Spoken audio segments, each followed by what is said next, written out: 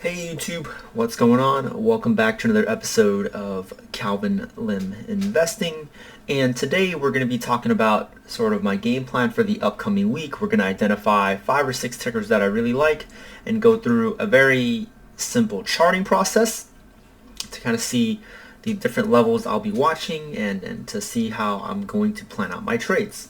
Before we get started, if you could scroll down, smash the like and subscribe buttons, I definitely appreciate all the support, and you'll get the latest notifications on my latest videos. Next of all, I'm not a financial expert or a licensed advisor, so please contact one or always do your own research before you begin to invest. Finally, we do have a free Discord group at the moment that you can go in, get to know everybody, get to chat it up. So the link is in the description below. Please feel free to join. I'm always in there. You can always chat it up with me, ask questions, and I'll be happy to walk you through a lot of the basics and so forth. So with that being said, let's jump right into it. So as usual, we're going to look at Tesla again. Tesla is one of my favorite stocks to trade on the weekly. You can see that its pattern is very up and down. There's a lot of movement, so there's always room for swings. Last week we drew this sort of resistant line, and then we had this other resistance line.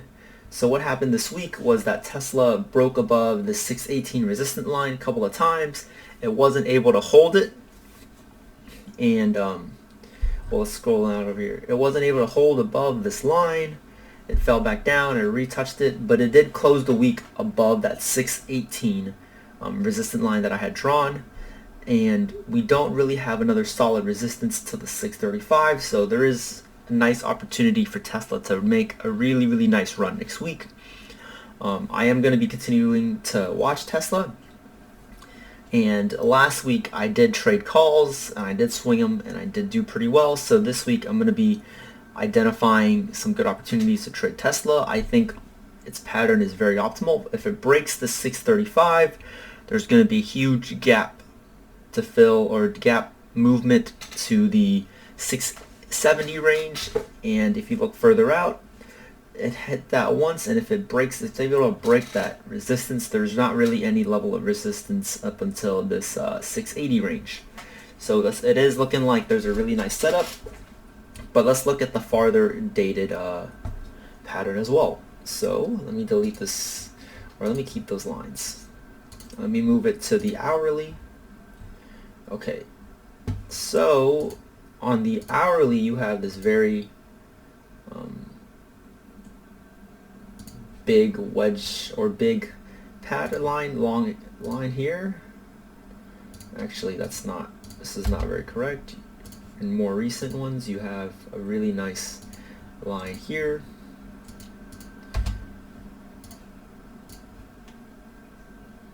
So yeah, let's go with the one up here. So it is forming a very interesting pattern. You can see that this line has held up numerous times. It's gone up, hit that, gotten close to that line. Or let's move it a little bit. Okay, there we go. Or actually, let me redraw this one. It's slightly off. So there's that point. Okay, there you go. So you can see that this trending upward line, ever since it hit that low of the 540s, has pretty much held as Tesla's trending upward.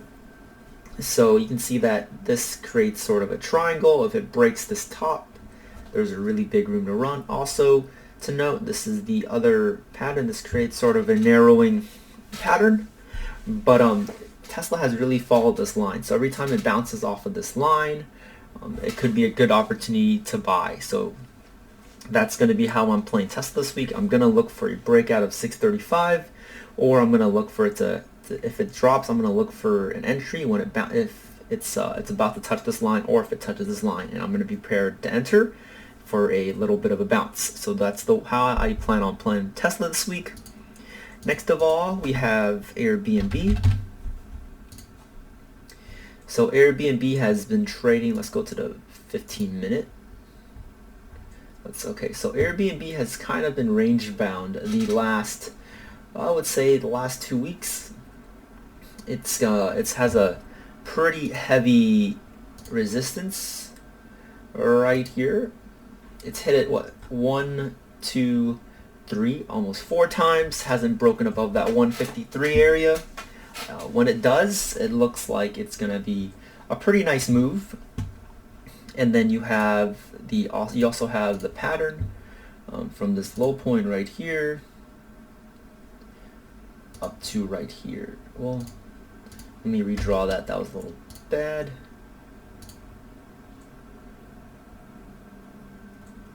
So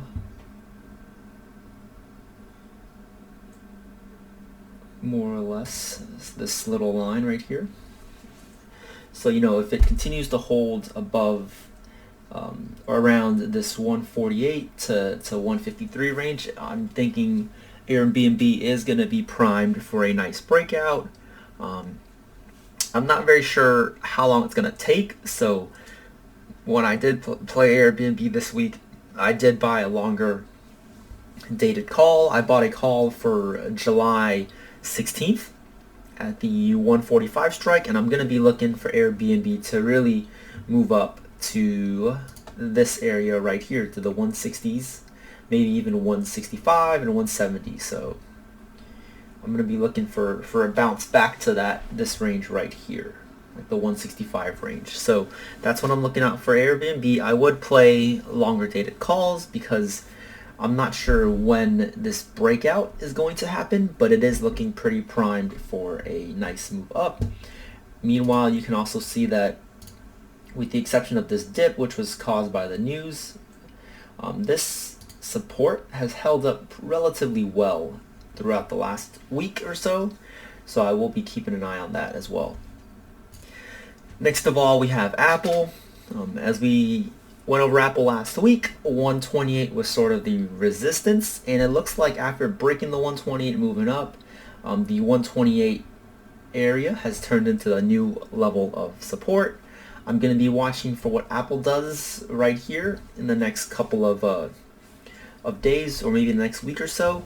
It looks like a new resistance is forming, which is going to be somewhere around right here. If it can hold above about 132, if it breaks out above 132 and can hold, I think there's a chance that Apple can at least move up to the 134 and then slowly climb back up to all-time highs. But I do want to watch this 132 level pretty carefully. It looks like the new support was the old resistance of 128. It bounced off pretty well. So I will be looking to see which direction Apple moves this week. I am still pretty bullish on them. I think compared to the other tech stocks such as Facebook, Amazon, Google, Apple has kind of lagged, and I think they're due for some sort of bullish movement and have the ability to sort of make that push back to what the other FANG stocks are at, or percentage gains for the year.